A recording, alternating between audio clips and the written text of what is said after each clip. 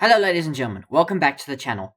Before you leave, if you don't like this video, let me know why in the comments down below, but we are having a very niche, a very complicated, hopefully very nuanced discussion about chess, because chess has a huge problem.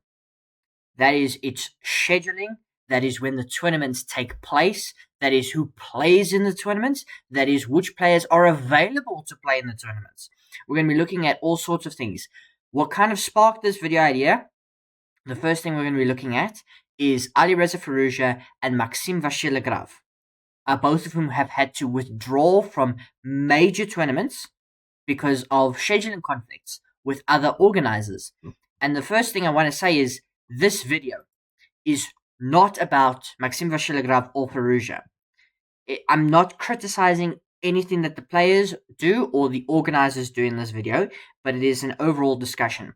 Both players are professionals trying to make the best decisions for their careers, and if two of the world's best players are withdrawing from prestigious events, perhaps the problem isn't the players. Perhaps the calendar itself is broken, and we'll get to a question about that in just a moment. But what am I talking about? Let me show you.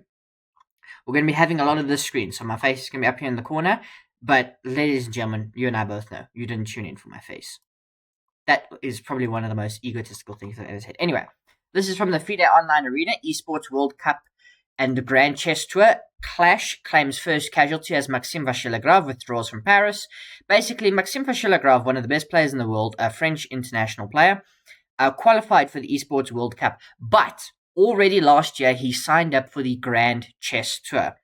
Now, the Grand Chess Tour came out with their dates last year, but this year it was announced when the Esports World Cup would be, or at least the chess version of it, and they clashed with one of the Grand Chess Tour events. Now, the Grand Chess Tour pays you a fixed amount, or you sign a contract with them to play all the events. We'll speak about this more when we speak about Alireza Firouzja. And everyone looked at the calendar and said, hey, this clashes with one of the Grand Chess Tour events. Now, the Grand Chess Tour came out with their dates first, so they were never going to move them. And the Esports World Cup is so huge that they were most likely never going to shift their dates either. Not Alireza Firouzja, Fabiano Caruana spoke about this quite well on his C-Squared podcast, on one of the podcasts they did at the beginning of the year when they spoke about this clash. They've spoken to the organizer of both things, but obviously the dates haven't been moved. They just haven't been. And it's been a really difficult situation because the Esports World Cup, there's a lot of money there. But if you've signed a contract with the Grand Chess Tour, it is up to you to honor that contract. And their dates came out first, so it was really difficult. And speaking of Alireza Firouzja, he's now pulled out of the Grand Chess Tour. This is marked the 27th of July, so just a couple of days ago. Today, Grandmaster Alireza Firouzja, a full tour player. Some players only play some events, but there are a signed number of players that play the full tour, or are at least expected to. A full tour player in the 2026 Grand Chess Tour has informed the Grand Chess Tour that he will not participate in the 2026 Singfield Cup due to a scheduling conflict and his decision to compete in another event. As a full tour player, Firouzja signed a player agreement committing to participate in specific Grand Chess Tour events. The agreement states the follows: player hereby agrees to participate in each of the events to which player commits pursuant to this agreement. Should player withdraw for any of the events after signing this agreement, player will be considered to have withdrawn from the entire 2026 Grand Chess Tour and may be replaced in subsequent events at the discretion of the organizers. Accordingly, Firouzja has withdrawn from both the Singfield Cup and the remainder of the 2026 Grand Chess Tour. In accordance with the full tour player agreement, all Grand Chess Tour points earned by Firouzja during the 2026 season are null and void, and the applicable contractual penalties will be applied. Grandmaster Samuel Sevian has been selected to replace Firouzja in the Singfield Cup. In his communication to the Grand Chess Tour, Firouzja cited a scheduling conflict and his desire as France's top-ranked player to represent his country in another competition. The Grand Chess Tour respects every player's right to make individual career decisions. At the same time, the tour must consistently uphold the commitments and obligations agreed to by all full tour players. And then here, the Grand Tour wishes to thank many players who have remained loyal to the tour and honored their commitment. So that's kind of a shout out to MVL as well. For more than a decade, the Grand Chess Tour has invested significant prize money and resources to create a world-class competitive platform and a formal international tour that has elevated professional chess around the globe. We look forward to another outstanding Singfield Cup and an exciting conclusion to the 2026 Grand Chess Tour season at the tour finals. So that is the first part of our drama. That is the first drama. Alireza Firouzja and Maxime Vachier-Lagrave, both French players, by the way, pulling out of respected events. I don't believe Firouzja, when they say he's going to represent his country, the first thing in my mind was, is he talking about the Olympiad? The Olympiad is a FIDE event, a classical event, and I'm sure the calendars don't overlap between those two. So he might be talking about the Esports World Cup.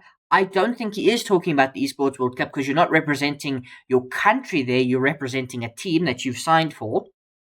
Also, why you're losing quite a bit of money not playing in the Esports World Cup because the prize money is quite a bit and you sign contracts with esports teams. I think he might be talking about the Esports Nations Cup, which we have done a video on the channel. That might be something because you qualify there kind of as part of your country. But now, just moving on to the next point, and this is kind of one of the overarching things. Unlike many, many sports, elite chess isn't run by one organization. We have a governing body, which is FIDE, and we'll look at them in just a moment. But there are multiple major organizers. There's FIDE, there's the Grand Chess Tour, there's now the Esports World Cup, there's Norway Chess, there was for a time last year Freestyle Chess, there's all the national federations organizing their own events, there's the online events hosted by chess.com and the like, and every organizer wants the best players, but they all schedule independently. So you're doing something, I don't know what you're doing, I'm doing something, you don't know what I'm doing, and it's a huge problem. Eventually those calendars will collide. We've kind of gotten, in the last few years, used to kind of where certain events fall, but it is really, really difficult because you kind of knew when, let's say, for example, Tata Steel is going to be. You know it's in January, February. You know that's that early part of the year. You know Norway Chess is going to be May, June. You know that it is. Generally, the big FIDE events, the World Cup last year, the Grand Swiss, happened in the second half of the year. This year it's the Olympiad, and then the World Championship happens November, December, and then the Rapid and Blitz happens over the festive period from Boxing Day until New Year. That's kind of it. Everything else is up for grabs. Grand Chess Tour has been pretty good over multiple years. Their events have stayed pretty similar. You generally know when they're going to be. Esports World Cup in terms of chess is very new. Had the inaugural edition last year. It's now moved locations. Last year it was in, I want to say Saudi Arabia, but it was in the Middle East. This year it's in Paris. It's in a new location, and it's a really big, huge logistical nightmare as a tournament to run. And FIDE does whatever FIDE does as well. So it is really, really difficult. Not to mention, from next year we're going to be having the Total Chess World Championship Tour. So much chess, but not everyone can play everything, and it's been a huge problem. Not to mention Chess.com are going to have their events whenever they're going to have their events. So chess is becoming a victim of its own success. This is happening because chess is healthier than ever. Players now have opportunities to play classical, rapid, blitz, freestyle, team leagues. We haven't talked about the Bundesliga of chess, if you've never heard of that. National team events, esports tournaments, online events, exhibition matches, one-on-one exhibition matches that have been happening. Hans Niemann played Anish Giri. Levi Rosman played a one-on-one match against Julian Song and Pierre Kramling and things like that. One-on-one matches. 10 years ago, this simply wasn't happening. There weren't this many opportunities. Now there are, many, too many. And this is the thing. The Grand Chess Tour has every right to enforce its rules.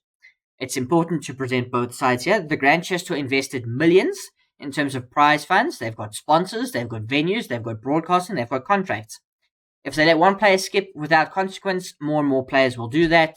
Sponsors lose, and the tour loses credibility. So their decision is completely understandable. But players also have legitimate reasons for making their choices. Take Firouzja. He wants to represent France. it's difficult to criticize that kind of thing. Imagine telling an athlete you can't represent your country because you're contractually obligated elsewhere. And the thing is, this doesn't happen in other sports because everything is well organized. MVL withdrawal shows the same issue. His withdrawal due to the clash with the Esports World Cup suggests this isn't an isolated incident. It's another example of elite events competing within each other. Same underlying problem. Chess lacks an ATP tour kind of style calendar. I think the best comparison with chess has often been with tennis. In terms of the way events function, they're both individual sports. They both have major events and things like that. Obviously, not exactly the same, but you can't compare it to a football or to a rugby or to a cricket or things like that. It's really, really difficult. So, ATP and WTA calendars are largely coordinated. They've got the Grand Slams, they've got Masters, they've got ATP events. Players know the season months in advance. In chess, FIDE announces events, Grand Chess Tour announces, Freestyle announces, Esports announces, national teams announce, and sometimes they just overlap. And the thing is, the fans lose too. The biggest losers are actually the fans. Instead of seeing Carlsen and Nakamura and Firouzja and Maxime Vachier-Lagrave and Gukesh and Prague and Nordebek Abdusattorov all together, they're divided. They're divided. And let's have a look at that. Let's actually go and have a look at this. I'm going to show you 3 different websites to look at the whole chess calendar. So the first one we're looking at is FIDE. This is just for this month or till the end of the year. It's till the end of the year, but it's multiple pages. So this is all the events happening currently. All the stuff in blue is like continental stuff. So we've got the African Cadet League, African Youth League, African League Games, European Senior Championship, ACC Elective General Assembly. Let's just remove... so let's make all over-the-board events. Yeah, over-the-board events. That's what we're searching currently. So that, yeah. Okay. So, event in Spain, Czech Open, European Youth Team Championships, event here in Belgrade.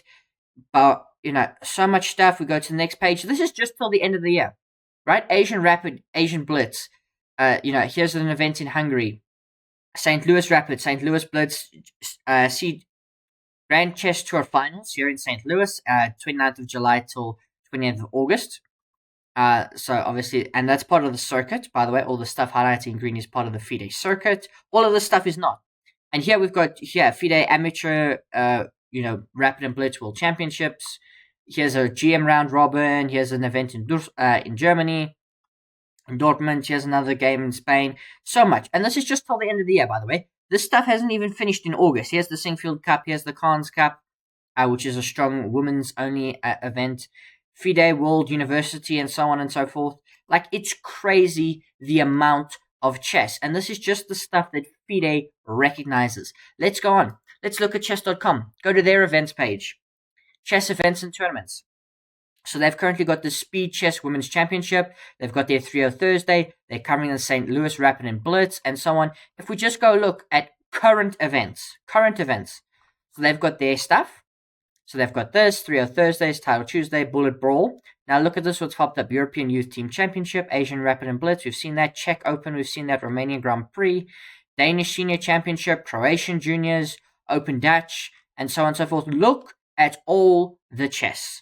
Not to mention their youth events, Arab Youth Championships, and so on and so forth. Esports Nations Cup, which you can see is happening later in the year. Okay, Julian Song is playing a thing, Arena Kings, Chinese Division, and so on. So much stuff. So much chess that they've got on this event page. They're obviously not following all of the games live, but it's ridiculous. If we go on to Lee Chess and you look at this, they've got, just in my opinion, this looks nicer because you can kind of see what top players are playing. So here, if we go to like this Spassky Chess Trophy, you've got Blue Bomb, Frederick Swane, David Navarro, and so on, scheduled for August 1st, which is 2 days' time. So much chess. So much. Look at all of it. Earlier in a couple weeks back, when I just started making videos again, I spoke about the African Individual Chess Championship. That finished like 2 or 3 days before the South African Chess Open was due to start. So someone like James Dinham played that, came back to SA from Botswana. Look, not the furthest trek ever, but, still quite close. Same continent at least. and then had to play that 2 days later and so on. And this happens a lot.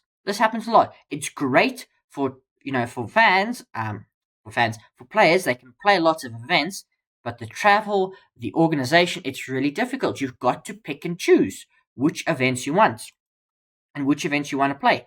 It is really, really challenging. So chess has a huge, huge problem. Organizers are now competing for players. Years ago, players chased tournaments.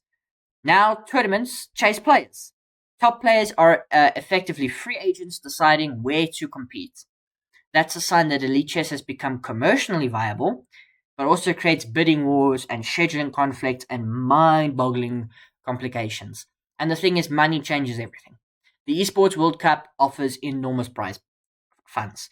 If another event pays significantly more, players naturally consider it. Professional chess players have relatively short careers at the top of their game. There's always younger players coming in, and yes, you can play chess for as long as you want, but at the top level, you may not be earning that money so much. Being able to be firstly invited to all the big events where you're going to earn all the money, secondly being good enough to qualify for all the other big events. So now we have to ask: is exclusivity, the English is not Englishing, still realistic? The Grand Chess Tour requires full tour players to commit. That worked well when there were fewer competing events, but today it might be outdated. Perhaps tours need greater flexibility.